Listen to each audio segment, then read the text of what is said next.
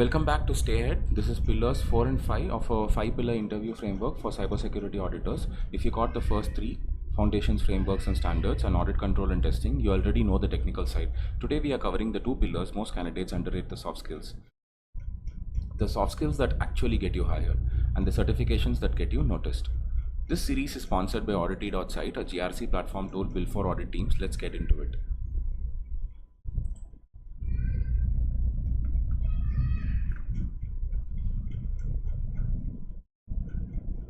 Here's the truth nobody tells you. Technical checklists get you shortlisted, they don't get you hired. What gets you hired is how you perform in the room, and that comes down to 4 human skills interviewers are specifically trained to probe for. Let's break them down.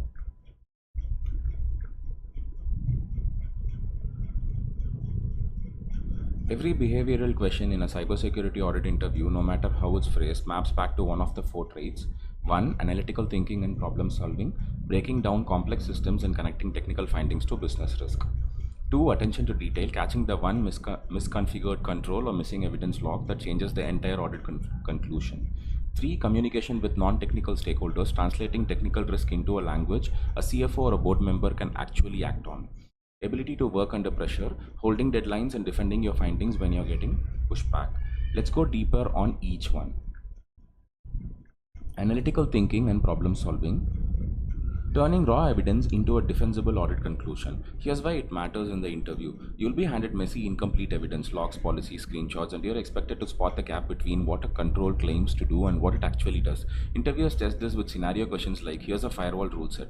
What's wrong with it? They're not grading your final answer, they are grading how you got there. Interviewer tip: practice narrating your thought process out loud on a sample finding. Interviewers score how you think, not just what you conclude. So what does a strong answer sound like? 3 things. Root cause framing, separating the symptom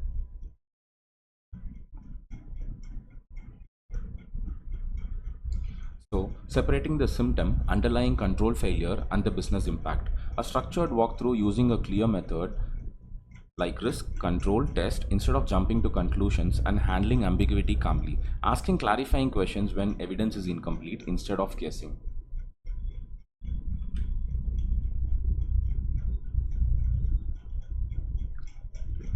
Soft skill 2, attention to detail. This is where audit findings are actually won or lost. A single overlooked timestamp, an unapproved change ticket, a control that's implemented on paper but not in practice. Any one of those can invalidate an entire audit cycle. Recruiters test this by having you review a sample document live, or by asking about a time your review caught something everyone else missed. Interviewer tip: bring one real example. I found X because I checked Y instead of trusting Z. Specificity beats vague claims of being detail oriented every single time. A strong answer shows an evidence first mindset, insisting on primary evidence like logs and configs over verbal assurances. Consistency checks, cross-referencing policy dates, approval chains and system configs for mismatches, and precise documentation, working papers specific enough that another auditor could reperform the test. Soft skill 3, communication with non-technical stakeholders. Translating risk into language leaderships will actually act on. A CISO can read a CVSS score, a CFO or a board member cannot, and they won't find a fix based on jargon. Interviewers test this by asking you to explain a technical finding like unpatched servers or weak access controls, as if you're presenting to an executive committee with 2 minutes on the agenda.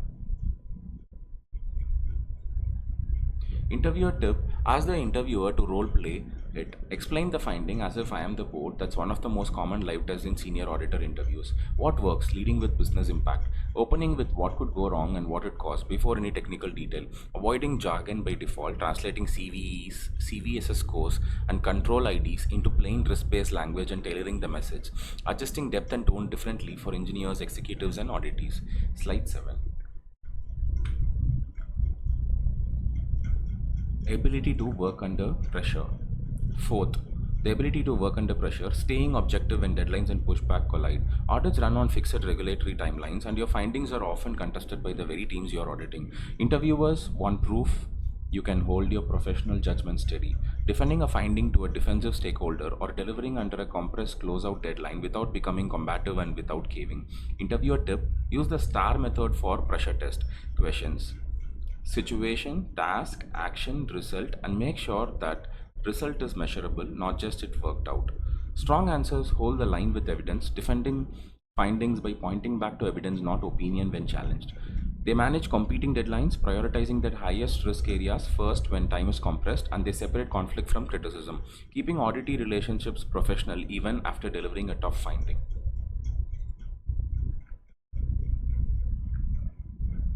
Pillar 5 intro. That's pillar 4. Now let's talk certifications. Pillar 5. Here's the thing, you don't need all 5 certifications out there. You need the right one for exactly where you are right now. Let's map that out.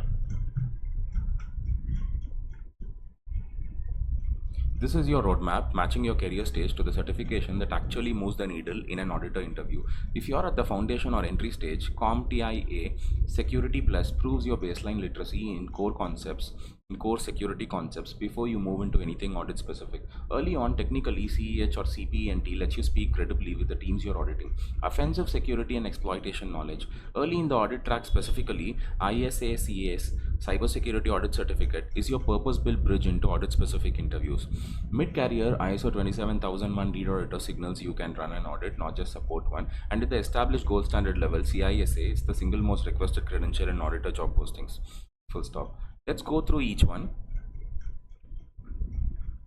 CISA, starting with the gold standard, CISA, Certified Information System Auditor from ISACA, best for anyone serious about a long-term IS or IT audit career. This is the credential most job descriptions name explicitly.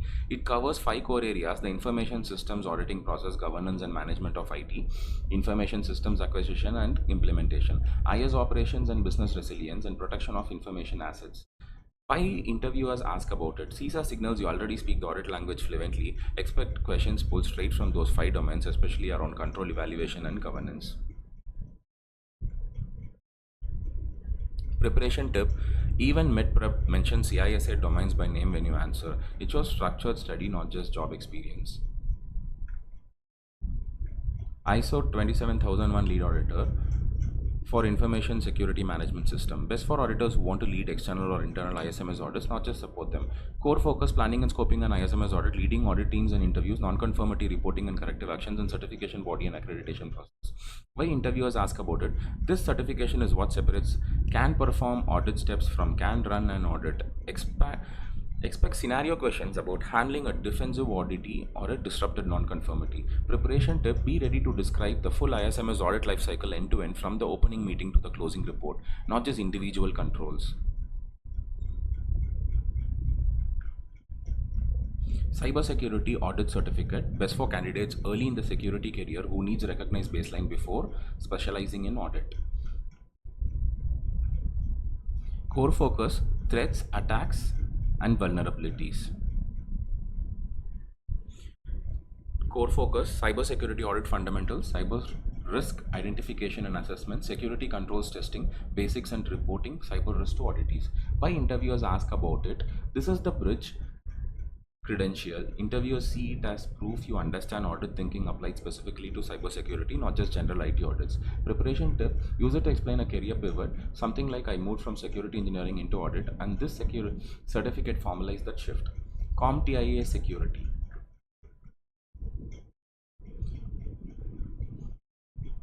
CompTIA Security Plus, the foundation certificate, best for candidates early in their security career who need a recognized baseline before specializing in audit.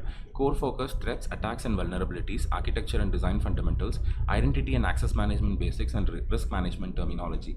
Why interviewers ask about it? Honestly, they rarely dive deep here. It's a checkbox that confirms you have vendor neutral security fundamentals before the audit specific conversation even starts.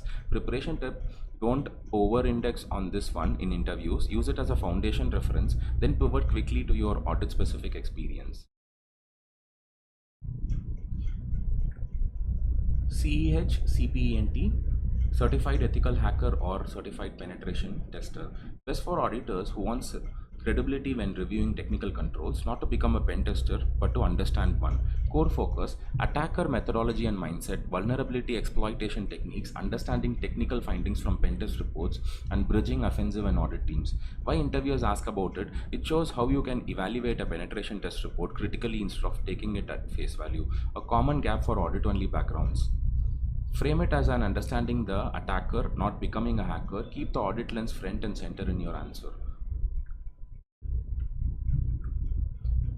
Recap or outro, let's bring it together. Skills get you in the room, certifications keep you there, analytical thinking, attention to detail, stakeholder communication, and grace under pressure. Practice with real examples, not just claimed on a resume. And for certifications, pick one for your current stage: Security Plus or CEH to build depth, ISACA's audit certificate, or ISO 27001 lead auditor to formalize your audit skill, CISA as the long-term goal.